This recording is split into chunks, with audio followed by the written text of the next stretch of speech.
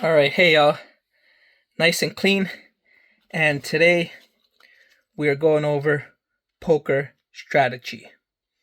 Now I am ready for the dress code because I got my hair washed, a little bit sweaty, but I am all fresh, clean. I don't smell for the tournament, which is good etiquette when you're playing poker. You don't want to be a bum, even though you're up playing all night and gambling.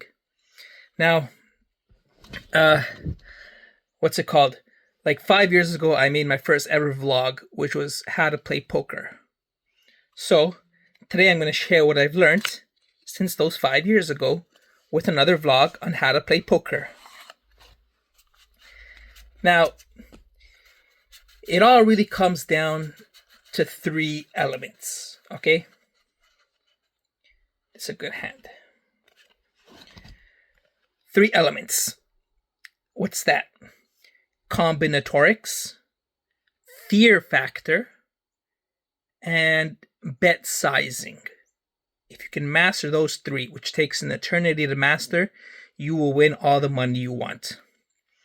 So what is combinatorics? Combinatorics is hand reading. It's guessing all the hands based on the probabilities of every hand possible. So I think there's something like 340 starting hands possible, or 1,400 starting hands possible. I forget the number. But basically, it's what two cards out of any cards in the deck you can have and your opponent can have. And how do you hand read? You need to mix all three things. So you need to mix the possibilities of hands with the bet sizing with the fear factor. So for example, Queen 7.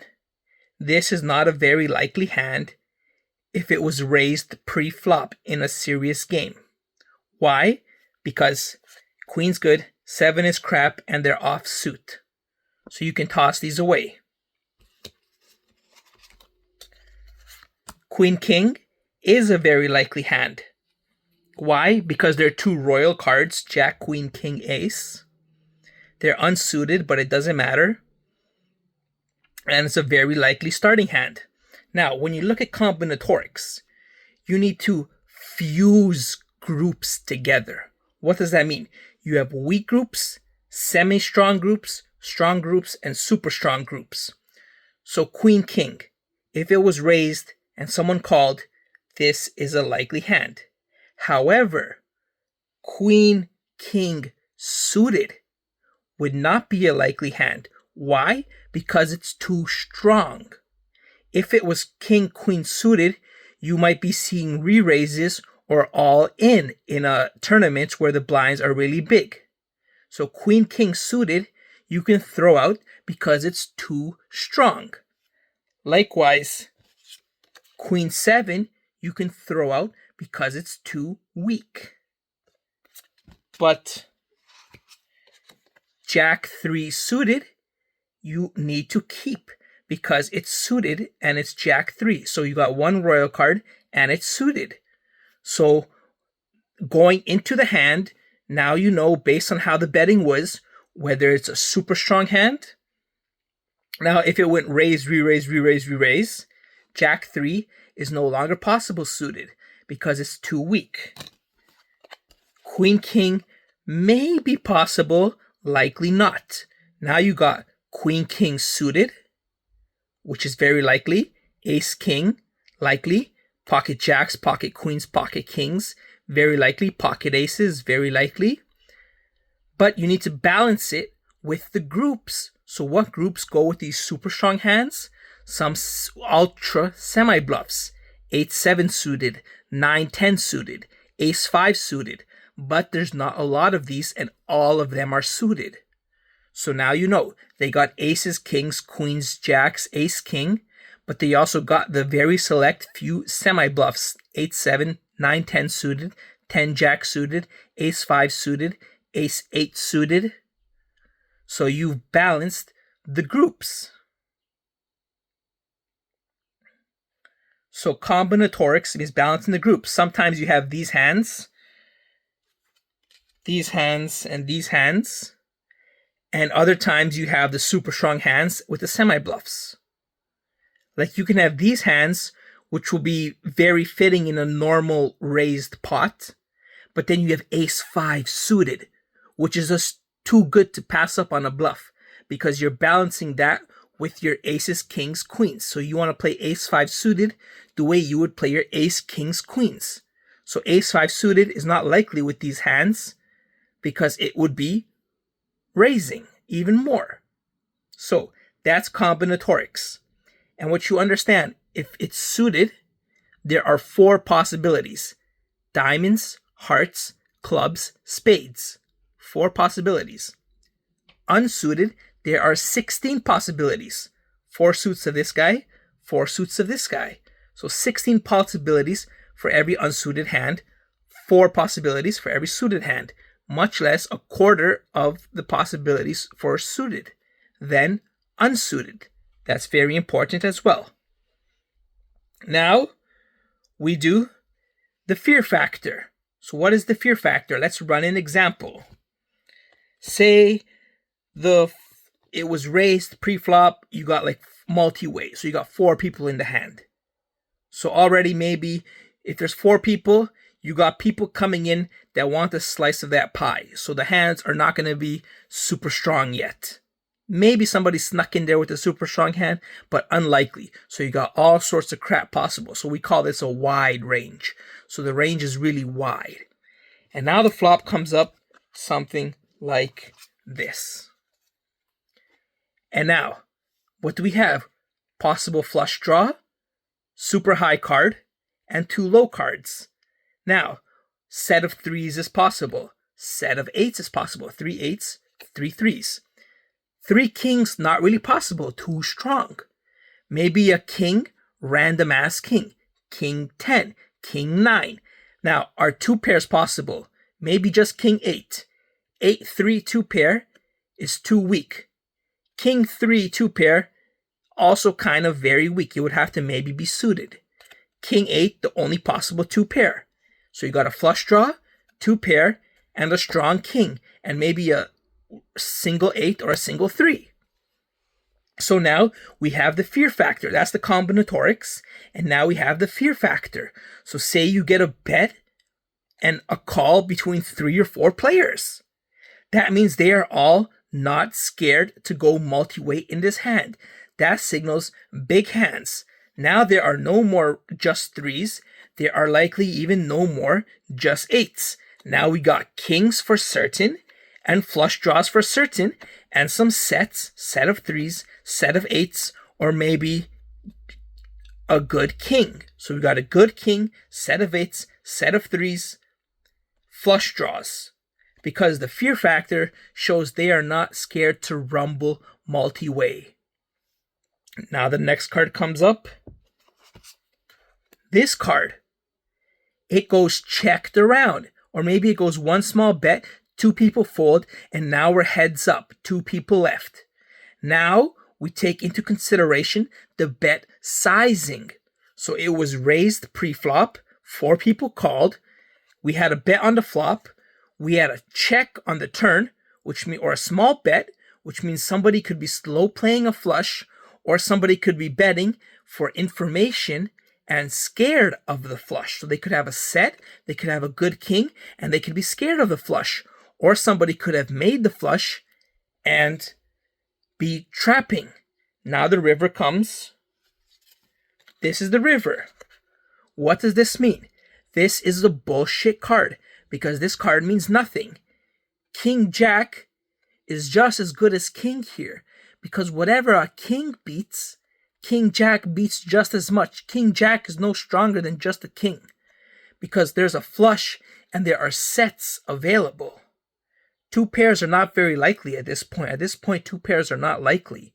So a single pair, top pair, and 2 pair are the exact same thing as single pair at this point. It goes single pair, 2 pair in the rankings. They're right next to each other. So they're not going to beat any different hands. You're likely up against a flush or a set of 3s, set of 8s, set of 5s. Set or a flush or just a really strong king. How do you know which one the opponent has? We've already established the fear factor. They weren't scared on the multi-way flop. We got bet sizing. They checked the turn. And we got combinatorics. There are no threes, there are flushes, there are no eights, there are two pairs. There's a strong king. So based on what we see, that's combinatorics. Based on what happened when there was multi-way, that's fear factor. Based on the bet sizing, we factor that into our hand reading. Now the river comes, the only option we have left is to see more bet sizing. What size bet are we going to see on the river, and what story does this paint for us? If we see a big ass fucking bet, we can easily run away because he is not bluffing that he has a flush. He actually fucking has a flush. Why? Because he was not scared multi-way on the flop. He trapped the turn, and now he's betting big on the river. So there is no reason for him to be scared whatsoever. You have probabilities. What's the probability that he's bluffing versus what's the probability that he has a strong hand? It's like 90% he's got a flush and 10% he's bluffing. Now, if he bets smaller, if he bets 1/3 of the pot, now we know, okay, it's likely not a flush. So now the hand ranking goes lower. The bluffs go a little bit higher. Now maybe there's a 30% chance he's bluffing and a 70% chance he has a king or a set. Can we beat that? So now we use our combinatorics with the bet sizing. Boom, boom, boom, boom. Fear no longer plays a factor because we made it to the final street. Maybe he's a little bit fearful because he's only betting 1/3. We have our combinatorics. And we have our bet sizing. And then we try to pinpoint what he has and use our group percentages. Percent that I win, percent that I lose, percent that he's bluffing, percent that he has what group of hands. Those three factors. Let's run through another example. Say it's just you and the dealer. So you're the dealer and against the big blind, which means the ranges are so wide, any two cards are possible, but not the ultra strong hands that much. So the board comes up.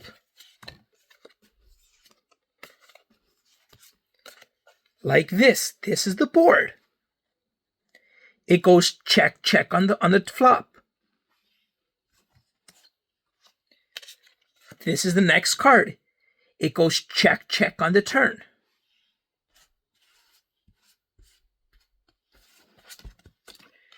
This is the last card. All of a sudden, your opponent makes a big bet, like 1.5 times pot, or a pot size bet. So, what the fuck? Now we got the fear factor. He was fearful on the flop, no bets. He was fearful on the turn, no bets. And now a king comes up. So now we group together the chances he is bluffing and the chances he has a hand. The chances he is bluffing is really high because he didn't put money into the pot. He didn't put money into the pot and he bet here, which means the story he's representing is he hit a king or he's got nothing because there's no flushes, there's no straights, there's no two pairs, there's no sets, and there's only a king. Now, if you only have a 6, or even if you only have a 2, you may want to call here, even if it's a big ass bet. Why is that? Because if he had a 7, would he have checked the flop? We can filter out a lot of medium hands that he can't have based on the fear factor. He didn't bet the flop, he didn't bet the turn, he only bet the river. So we can't have a 7, he can't have a 6, he likely can't have a jack, which means R2 is already stronger than all of these 3 hands. Which means if he's bluffing with complete bullshit or ace high, we beat. So already now he's bluffing. Maybe 50% of the time he is bluffing, and 50% of the time he has a king. However, this king is also very likely. Why is that? Because remember, it was big blind versus dealer, which means any two cards are possible. That means king 4, king 5, king 9, king 3, king 2. Not the super strong hands, not ace king, not king king, not king queen suited, but there are 16 combinations of king 3, king 4, king 5, king 9, king 8, king 10. So there are so many fucking kings. So now we know there are a lot of kings, and we have a 2. But our 2 beats the 7, beats the 6, beats the jack. So our fear factor says it went check on the flop, check on the turn, bet on the river. And our combinatorics say there are no 7s, no 6s, no jacks, only kings. And now we have our bet sizing, which is the last element we use to determine how big was the raise pre-flop. Maybe that does not matter. How big is the bet on the river? And then you have what percentage of the time is he bluffing? What percentage of the time does he have a king? How much money will it cost you to find out? Is it a full pot bet? Is it a 3/4 pot bet? Is it a half pot bet? Is it a 1.5 times pot bet?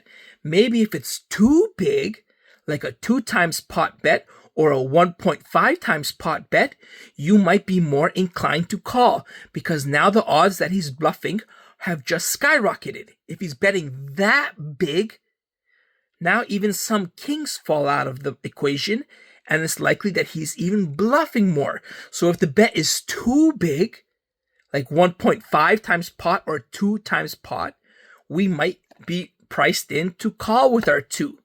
However, if it's a perfectly sized regular pot times bet, we might have to fold because every fucking king is in play. So, that is the rules of poker. Fear factor. What happened on each street? Combinatorics. What 2 cards are possible?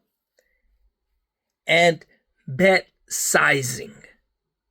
Third pot bet. Check. Check raise. And then if you understand all these things, you can maneuver around, you can tell a story for yourself, and you can figure out false stories. Because at the higher level of poker, it's a ton of bluffing. It's a ton of bluffing. And trying to trap because it's very hard to get paid off at the highest level. People just aren't going to see through it and not going to call. So it's a lot of bluffing to win chips. And you got to be able to tell a very intricate story. When do you check? When do you check raise?